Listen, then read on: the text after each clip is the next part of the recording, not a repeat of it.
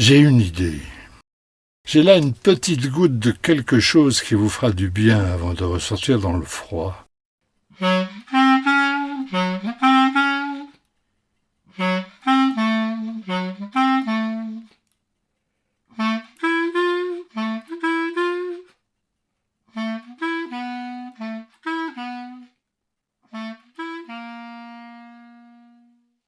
La revue Rue Saint-Ambroise et l'association Rue du Conservatoire vous proposent La Mouche de Catherine Mansfield.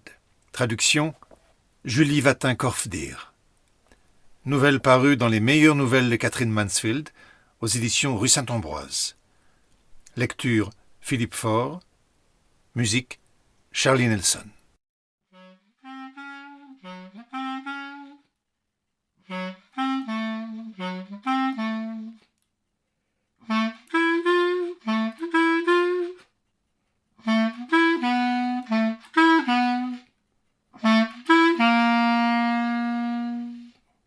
Vous êtes drôlement bien ici, fit la voix flûtée du vieux Woodfield, et il regarda par-dessus le grand fauteuil de cuir vert près du bureau de son ami le patron, comme un bébé regarde par-dessus son landau.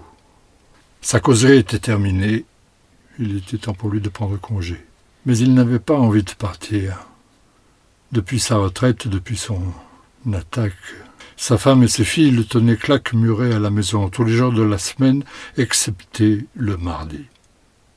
Le mardi, il était habillé, coiffé et libre de revenir dans la City pour la journée.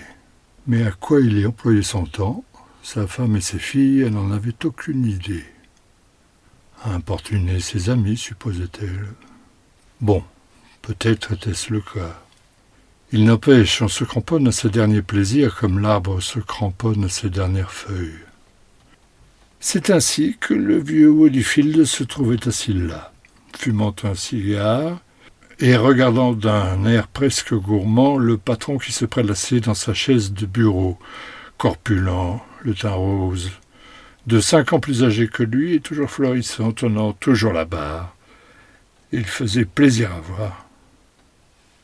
Nostalgique et mélancolique, la vieille voix ajouta « C'est drôlement bien ici, ma parole. » « Oui, c'est assez confortable, admit le patron, et il donna une chic note au Financial Times avec un coupe-papier.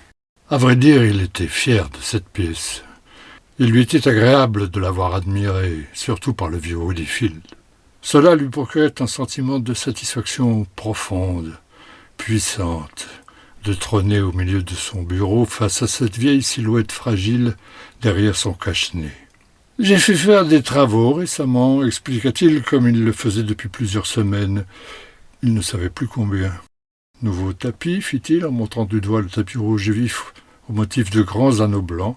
« Nouveau meuble, ajouta-t-il en désignant de la tête l'énorme bibliothèque et la table au pied en forme de bonbon torsadé. « Chauffage électrique, conclut-il avec un geste presque jubilatoire en direction des 5 boudins nacrés et transparents qui rougeoyaient si doucement dans leur cuvette de cuivre inclinée. Mais il n'attira pas l'attention du vieux Woodfield sur la photographie, au-dessus de la table, d'un garçon à l'air sérieux qui se tenait en uniforme, devant l'un de ces jardins fantomatiques de photographes, avec d'orageux nuages de carton-pâte derrière lui. Elle n'était pas récente. Elle était là depuis plus de 6 ans. « J'avais une chose à vous dire, dit le vieux Woodfield, dont les yeux se troublèrent sous l'effort de mémoire. Qu'est-ce que c'était donc? Je l'avais en tête ce matin, en me mettant en route. » Ses mains se mirent à trembler, et des plaques rouges apparurent au-dessus de sa barbe. « Pauvre vieux bonhomme, il est en bout de course, pensa le patron. » Et d'humeur bienveillante, il adressa un clin d'œil au vieil homme et dit d'un ton de plaisanterie « J'ai une idée. J'ai là une petite goutte de quelque chose qui vous fera du bien avant de ressortir dans le froid. Ça ne ferait pas de mal à un enfant. » Il ôta une clé de sa chaîne de montre, déverrouilla un placard sous son bureau et fit apparaître une bouteille sombre et trapue. « Voilà le remède, dit-il. Celui qui me l'a procuré m'a dit, dans la plus stricte confidence, qu'il venait des caves du château de Windsor. » Le vieux Woodfield resta bouche bée à la vue de la bouteille. Il n'aurait pas été plus surpris si le patron avait tiré un lapin de son placard. « C'est du whisky, hein ?» dit-il faiblement de sa voix flûtée. Le patron fit tourner la bouteille et lui montra amoureusement l'étiquette. Du whisky, en effet.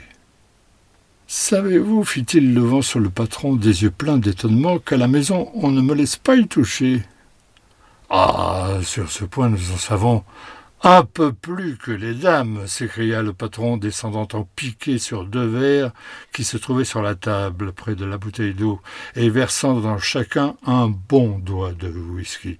Buvez-moi ça, ça vous fera du bien. Et n'y mettez pas d'eau. C'est un sacrilège de faire du mélange avec ça. Il engloutit le sien d'un trait, sortit son mouchoir, s'essuya hâtivement la moustache et jeta un œil inquisiteur au vieux Woodyfield qui faisait tourner le sien dans sa bouche. Le vieil homme avala, garda un instant le silence, puis dit faiblement « Il a un goût de noisette. » Mais le whisky le réchauffa, fit son chemin dans sa vieille cervelle gelée. Il se souvint. « J'y suis, dit-il, en se hissant hors de son fauteuil.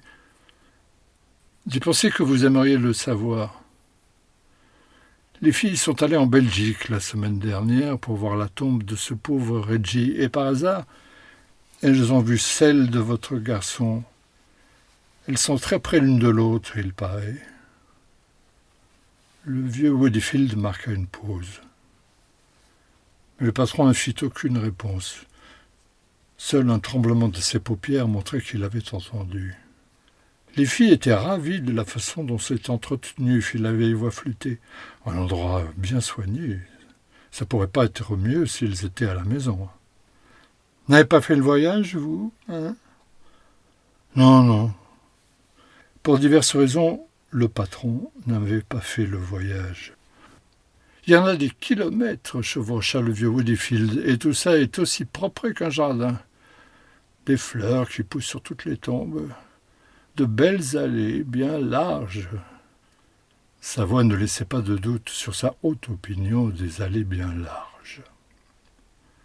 La pause revint. Puis le vieil homme s'anima merveilleusement. « Savez-vous ce que l'hôtel a fait payer aux filles pour un pot de confiture ?» pépia-t-il. 10 francs. Du vol, j'appelle ça. C'est un petit pot d'après Gertrude qui ne valait pas plus d'une demi-couronne. Elle n'avait pas pris plus d'une cuillère quand on lui a demandé 10 francs. Gertrude a remporté le pot pour que ça leur serve de leçon. Elle a eu bien raison. C'est de l'exploitation de nos sentiments. Ils pensent que si nous nous déplaçons pour venir voir, nous sommes prêts à payer n'importe quoi. C'est exactement ça. Il se tourna vers la porte. « Absolument, absolument !» s'écria le patron. Mais absolument quoi? Il n'en avait pas la moindre idée. Il contourna son bureau, suivit jusqu'à la porte les petits pas traînants, raccompagna le vieux bonhomme. Woodyfield était parti. Pendant un long moment, le patron resta là, regardant fixement dans le vide, alors que le coursier aux cheveux gris qu'il observait entrait et sortait la tête de sa cabine comme un chien qui attend qu'on l'amène courir. Puis, « Je ne verrai personne pendant 1 heure, mais ici, dit le patron. Compris? Absolument personne. »« Très bien, monsieur. » La porte se referma. Les pas lourds retraversèrent le tapis coloré. Le gros corps s'affala dans la chaise à ressort, et se penchant en avant, le patron enfouit son visage dans ses mains. Il voulait, il avait l'intention, il avait prévu de verser des larmes. Cela avait été un choc terrible pour lui quand le vieux Woodyfield lui avait fait de but en blanc cette remarque au sujet de la tombe de son fils. C'était exactement comme si la terre s'était ouverte et qu'il avait vu son fils gisant là sous le regard des demoiselles Woodyfield. Car c'était étrange. Bien que 6 années se fussent écoulées, le patron n'imaginait jamais son garçon autrement qu'allongé, inchangé, sans souillure, dans son uniforme, endormi pour toujours. « Mon fils » gémit le patron. Mais aucune larme ne venait encore. Autrefois, dans les premiers mois, voire les premières années après la mort du garçon, il lui suffisait de prononcer ces mots pour être envahi d'un chagrin tel que seule une violente crise de larmes pouvait le soulager. Le temps, avait-il déclaré alors, ne pouvait rien y faire. D'autres hommes, peut-être, pourraient s'en remettre, pourraient surmonter leur perte au fil des ans, mais pas lui. Comment le pourrait-il ? Son garçon était fils unique. Depuis le jour de sa naissance, le patron avait travaillé à faire prospérer son affaire pour lui. Elle n'avait pas d'autre sens si ce n'était pas pour le petit. La vie elle-même n'avait pas d'autre sens. Comment aurait-il pu travailler d'arrache-pied, se priver, persévérer toutes ces années, sans la promesse toujours devant lui du jour où le petit reprendrait le flambeau et continuerait son œuvre ? Et cette promesse avait été si près de s'accomplir. Son garçon avait passé 1 an au bureau à apprendre le métier avant la guerre. Chaque matin, ils s'étaient mis en route ensemble. Ils étaient rentrés par le même train. Quel compliment il avait reçu en tant que père du garçon. Rien d'étonnant à cela, le métier lui allait à merveille. Quant à sa popularité auprès des employés, tous, autant qu'ils étaient jusqu'à ce vieux Macy, ne tarissaient pas d'éloges sur le petit. Pas enfant gâté pour 2 sous, non.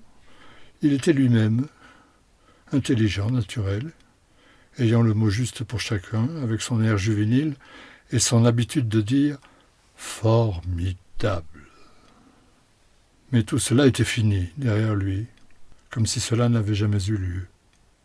Le jour était venu où Macy lui avait tendu le télégramme qui avait fait crouler tout le bureau sur sa tête. « Regrettons sincèrement de vous apprendre. » C'était un homme brisé qui avait quitté le bureau, sa vie en ruine. Il y a 6 ans. 6 ans. Comme le temps passait vite. Il semblait que c'était hier. Le patron ôta son visage de ses mains. Il était perplexe. Quelque chose semblait ne pas tourner rond chez lui. Il n'éprouvait pas les sentiments qu'il voulait éprouver. Il décida de se lever pour aller regarder la photographie du petit. Mais elle n'avait jamais fait partie de ses préférés. L'expression n'y était pas naturelle. Elle était froide, sévère. Son garçon n'avait jamais eu cet air-là. C'est à ce moment-là que le patron remarqua une mouche qui était tombée dans son grand encrier et s'efforçait faiblement mais désespérément de se hisser pour en sortir. « Au secours !» disaient ses pattes qui se débattaient. Mais les parois de l'encrier étaient mouillées et glissantes. Elle retomba et se mit à nager. Le patron prit un stylo, pêcha la mouche dans l'encrier et la fit retomber d'une secousse sur un morceau de buvard. Pendant une fraction de seconde, la mouche resta immobile sur la tache sombre qui suintait autour d'elle. Puis les pattes de devant s'agitèrent, trouvèrent leur appui, et soulevant son petit corps détrempé, la mouche entama l'immense besogne qui consistait à nettoyer l'encre de ses ailes. Dessous, dessous passait la patte le long de l'aile, comme la pierre passe au-dessus et au-dessous de la faux. Puis il eut une pause, pendant que la mouche, qui ne semblait se tenir que sur la pointe de ses orteils, essayait d'étendre d'abord une aile, puis l'autre. Elle y parvint enfin, et s'asseyant, elle se mit comme un minuscule chat à se nettoyer le visage. On pouvait à présent imaginer que les petites pattes de devant se frottaient l'une contre l'autre, légèrement, joyeusement. L'horrible danger était passé. Elle y avait échappé, elle était à nouveau prête pour la vie. Mais à ce moment-là, le patron eut une idée. Il replongea son stylo dans l'encre, appuya son gros poignet sur le buvard, et au moment où la mouche essayait ses ailes, un gros pâté d'encre s'abattit lourdement. Comment réagirait-elle à cela ? Comment ? En effet, la pauvre bête semblait absolument effrayée, assommée, n'osant pas bouger de peur de ce qui allait se passer. Et puis, comme avec douleur, elle se traîna, elle avança. Les pattes de devant s'agitèrent, trouvèrent leur appui, et plus lentement, cette fois, la besogne recommença depuis le début. Cette petite créature a du cran, pensa le patron. Et il ressentit une réelle admiration pour le courage de la mouche. Voilà comment il fallait s'y prendre, voilà la bonne attitude. Ne jamais s'avouer vaincu, c'était juste une question de... Mais la mouche avait à nouveau fini sa laborieuse besogne, et le patron eut à peine le temps de re-remplir son stylo et de le secouer pour faire tomber droit sur ce corps nettoyé à neuf une nouvelle goutte sombre. Qu'allait-elle faire cette fois-ci ? Suivit un moment d'incertitude pénible. Mais voici. Les pattes de devant s'agitaient à nouveau. Le patron eut une bouffée de soulagement. Il se pencha sur la mouche et lui dit tendrement « Espèce de petite gueule rusée !» Il eut même l'idée géniale de lui souffler dessus pour aider au processus de séchage. Il n'empêche, il y avait désormais quelque chose de timoré, de faible dans les efforts de la mouche, et le patron décida que cette fois serait la dernière, alors qu'il trempait son stylo au plus profond de l'encrier. Ce fut le cas. La dernière goutte tomba sur le buvard imbibé, et la mouche dégoulinante resta gisante dans l'encre, sans un mouvement. Les pattes de derrière étaient collées au corps, on ne voyait plus les pattes de devant. « Allez !» dit le patron, « du nerf !» Et il la remua avec son stylo. En vain. Rien ne se passa, rien n'allait se passer. La mouche était morte. Le patron souleva le cadavre au bout de son coupe-papier et l'envoya d'un geste dans la corbeille. Mais un sentiment de détresse si âpre le terrassa qu'il en eut littéralement peur. Il fit un mouvement en avant et pressa la sonnette pour appeler Macy. « Apportez-moi un buvard neuf, dit-il sévèrement, et mettez-y du nerf. » Et pendant que le vieux larbin s'en allait à pas feutrés, il se prit à se demander à quoi il était en train de penser auparavant. Qu'était-ce donc ? C'était... Il sortit son mouchoir et le passa à l'intérieur de son col. Il n'aurait pas pu s'en souvenir, même si sa vie avait été en jeu.